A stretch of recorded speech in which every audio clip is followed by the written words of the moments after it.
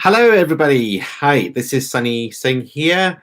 I am a life coach and I specialize in breakthrough results coaching, and I use a range of complementary and alternative therapies and techniques to actually help people to learn, heal, transform, and become the best version of their lives.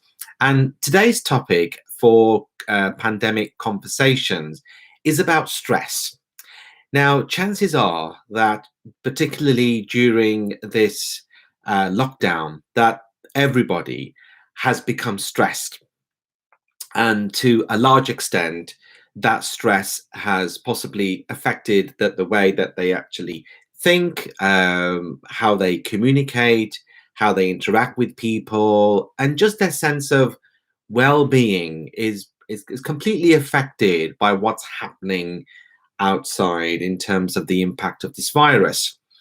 And stress can affect people in many, many different ways. It can affect their bodily functions, it can affect their mind, the way they think, the way they use their language.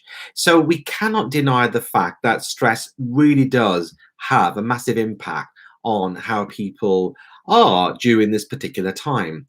And the funny thing about stress is that, even though this may sound a bit strange, it is actually in the mind. Um, the stress that we feel is not actually caused by other people or other things and what they do to us. It's actually how we perceive those people, how we perceive those situations, and then how we understand what's happening out there, and then how we internalize it. And the mere process of this internalization of what's happening then makes us react in certain ways. Now, we can either uh, understand that, okay, this is meant to happen, I'm going to be calm about it, I'm not going to let it affect me. In some cases, maybe something which should be quite shocking, it can then cause several changes within the body that maybe changes your breathing. It may make you feel a bit sweaty. It may actually make you feel that that this is not, something which is completely out of sync with what you regard to be as normal. And so it's really important to understand that even though we might feel stressed, it's actually something which is completely in our minds. And with that being said, it's about trying to manage what's happening internally in terms of our thoughts, our feelings, and emotions, because thoughts, feelings, and emotions can then build up a particular kind of momentum, and that could lead to a certain action and an outcome which may not be favorable to us. I mean, if we're feeling quite stressed one day, we may feel like overeating, we may want to drink too much alcohol, we may want to engage in maybe unhelpful or even harmful behaviors, because we feel that that is a way of actually helping the situation and making us feel a bit more calmer. But a very, very simple technique that can really help us in the moment when we suddenly feel that the stress has got the better of us, all this anxiety and worry and negativity, and it's making us feel terrible, or just not feeling well in ourselves. So one technique that I like to use is the chill seeker breathing exercise. And all that does, it just requires you to inhale to a count of 5 and then exhale to a count of 5. So maybe if you'd like to do that with me now. So if we inhale, 1, 2, 3, 4, 5, and exhale, 3, 4, 5. And again, inhale, 3, 4, 5, and then exhale, 3, 4, 5. And by doing this chill seeker breathing exercise, that can either take the edge of the sharpness of the stress, or it could begin to eliminate it completely. And as we are breathing, another technique that I'd like to mention as well is that once we're breathing like this and we're being very, very conscious about our breathing and to establish a certain pattern in our breathing, is to also to become more mindful of the thoughts, because it could well be that whatever's happening in the outside world, it may trigger a thought. For example, we might listen to the news about, more job losses or more businesses going under, and then we're thinking, well, I have a job, I have a business, what's going to happen to me, etc., and then that gives us a feeling of stress. Well, okay, in your situation it may well be the case, but if you've got a job, if you've got a business, you just need to try to disconnect from what's happening in the outside and not to internalize it that this is about me, because it's not about you. You can only do what you can manage in terms of your own situation, but what's happening in the outside is something to just be aware of.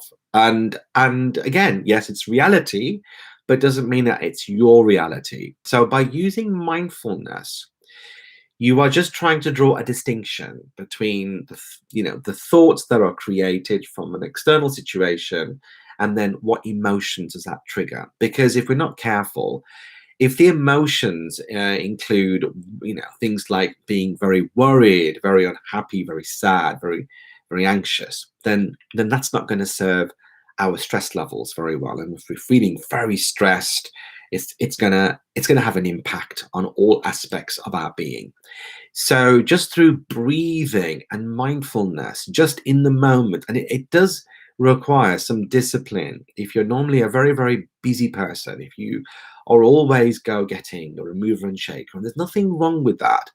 But sometimes if we're not careful, if we can't get into the moment, into the zone where we can be at one with ourselves, and we can then partake in chill seeker breathing and get our breathing pattern sorted, for us to have a clear, to try to get our minds clear, try to have blue sky thinking if we can, get through those clouds, try to sift through those thoughts and swish away all the negative thoughts, which, you may think, oh my goodness, what's happening outside with jobs, economy, people dying, people getting sick. Well, if you're not dying and you're not sick and you haven't lost your job, and your business is okay, then it doesn't mean that you have to internalize that, because that can cause stress. Now, through mindfulness, it's really important to be aware of those external influences, because, as I said, stress is something that is completely in our minds, okay, and it's completely within us. We've somehow internalized it and we've captured it. Now it's doing things to our body, and the way we are doing various things, where we're thinking, speaking, everything. So it's up to us now to be very mindful about the environment in terms of the conversations that we hear or the conversations that we take part in. And I remember when the news broke out about coronavirus in the UK, it didn't really. I think it was around February time. It didn't really give me any stress, because I didn't understand what was going on. I thought it was another disease that was probably happening elsewhere, not in this country. I was thinking, well, is this another case of Ebola or SARS? It didn't happen in the UK; it happened elsewhere.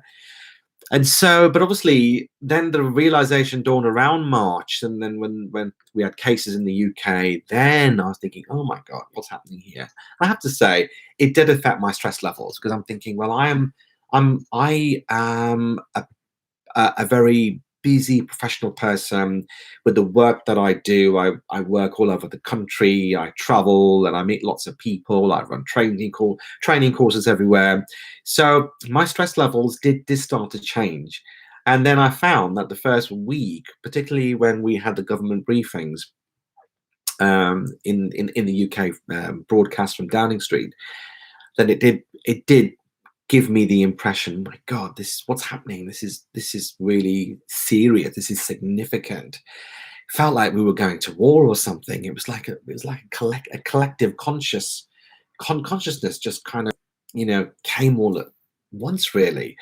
And I know that if I was feeling, everybody else was feeling it, and that added to my own stress levels as well. That we're all going through it. But then again, I soon realized that it was how I was internalizing, interpreting. And then I made a decision after a week. That's it. I'm going to turn the notifications off my phone, because I get regular news feeds, etc. and I would only watch the government briefings just for the first 5-10 minutes, and not go into any of the dialogue with the media, for example. And I would just get the facts from there, and that's it, and nothing else. And so that actually helped me to get on with what I had to do, get on with my business, get on with my work, carry on working with my clients, and just try to have that separation. And that's really important to be able to do that. So breathing, mindfulness, and also it's important as well that if you're feeling stressed, that sometimes if you have a very if your momentum is very strong, that you're always doing things, sometimes if you're not careful, that momentum can also exacerbate, can increase and heighten our stress levels as well, because we just have this worry that we've got to get things done. If we don't get them done, then we're a failure. We haven't done what we set out to do. So in this particular time, whilst we're all in lockdown during this coronavirus pandemic, it's really important that we begin to slow down. Okay, everything has grinded to a halt. The economy, you know, in terms of what we used to do in terms of living outside and enjoying life, it's all, pubs are closed. You know, places where we would normally go shopping or we'd go sightseeing, museums, galleries, it's all shut down. So if there was ever a time in our lives to be able to slow down, it's actually now. It's actually this present moment. It's this time that whilst we're in lockdown, to be able to slow ourselves down and try to have a different pace, and try to have a pace that's going to serve us and not going to add to our stress levels. And that's really, really important. One particular technique that we use a lot within neurolinguistic programming is around visualizing. Okay, to be able to visualize. At the moment, if I asked you to visualize what your stress looked like, what it felt like, what do you hear, when it comes to stress? What do you feel? It's really important to be able to identify with those modalities that actually can actually give us some idea of what our stress is. How does it represent itself? And so what I like to do is, for example, if I feel that my stress feels like a ball of barbed wire, then I need to get rid of that feeling. And I need to try to visualize something else, so that representation, how I've manifested my stress as a barbed wire piece of steel wool, needs to go away. And there are different ways that you can do this, even by trying to swish it away. Just try to swish away that barbed wire. Just swish it away that you don't need it. If by very virtue of getting rid of that manifestation of the stress, by swishing it away from your mind, that can also take the edge away from it as well. And it's really important to be able to. I don't mean to sound cliched about this or anything like that, but trying to adopt more positive thinking. Then I know that there's lots of negativity happening all around us, lots of things that we're hearing about. We'll have the worst economy ever in 300 years, or the health service is completely stretched. Life will never be the same again. It's the end of free society. So these kind of things that are being bandied around are going to really probably cause us more stress. And it's really important to be able to just have some positive thinking in there, because one thing that I always say to my clients is, it will pass. This situation, we have to view it as something which is quite historic. It's a historic episode in our lives. And like other historic episodes, for example,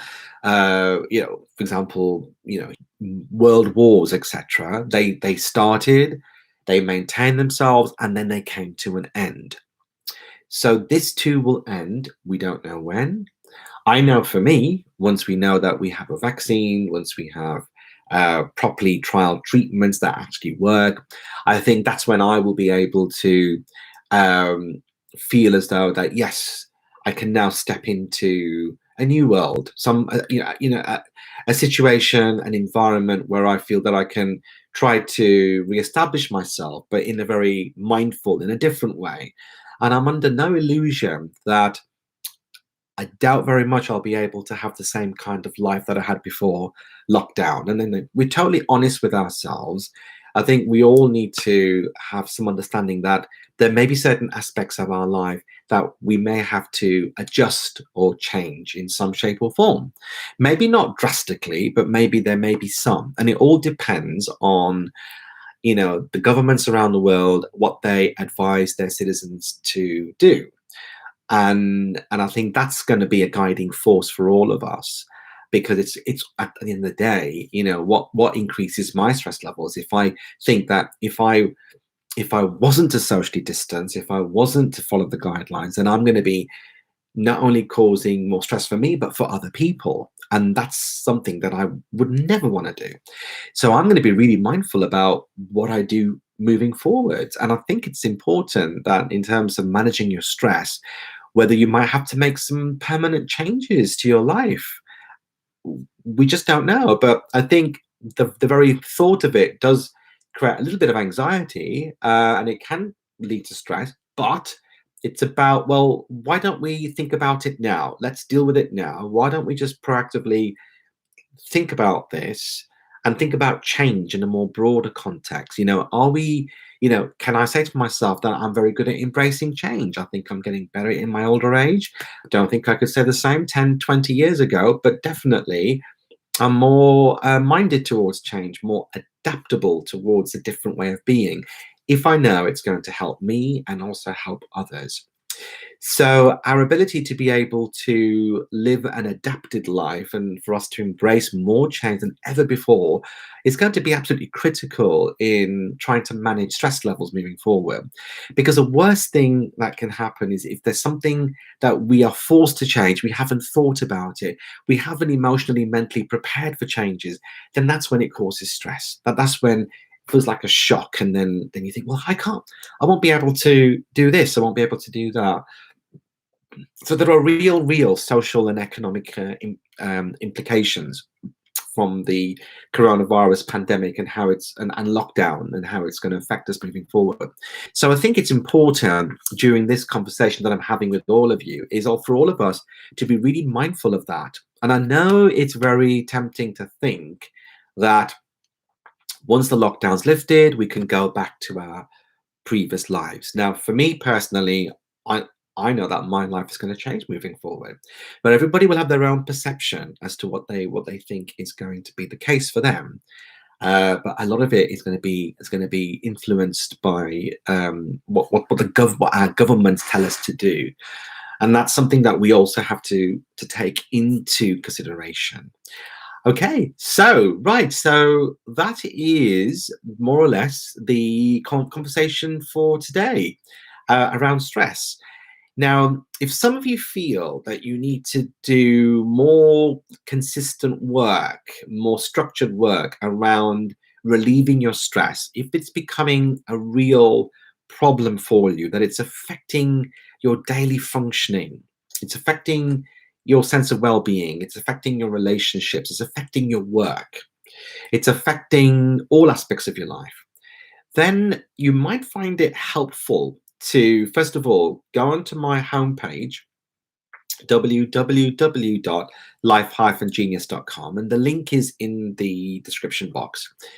About halfway on the homepage, you will find a free stress relief meditation reading, okay? And then you'll be able to hear my voice, and I'm doing a guided meditation on how you can immediately reduce your stress. So that's a free download available for everybody. If some of you wanted to do more rigorous work, then there is a stress relief online course that I have produced. It's got about 30 videos, training videos, and there's a comprehensive workbook attached to it as well. And basically, the online course will actually introduce a variety of techniques in complementary alternative medicine and lifestyle medicine, using techniques in neurolinguistic programming, emotional freedom technique, hypnotherapy, mindfulness and meditation, and life coaching. So all the techniques they're non-invasive, okay? So they're non-medicinal, so they're not going to require you taking any medication, but you'll find that it's largely based on using voice, communication language, and also, particularly with the emotional freedom technique, about tapping certain meridian points in the body for you to be able to release negative energy. So that course is available, and I'm offering a huge lockdown discount of 75% for a limited amount of time during this period. So please do follow the link below for you to be able to access this course, which is at a discounted rate. Okay, then. So I wish you farewell, and we're going to continue these broadcasts filling on to next week. Okay, so thank you very much, and I hope you have a really good bank holiday weekend, and stay well, everybody, and stay safe. Thank you very much.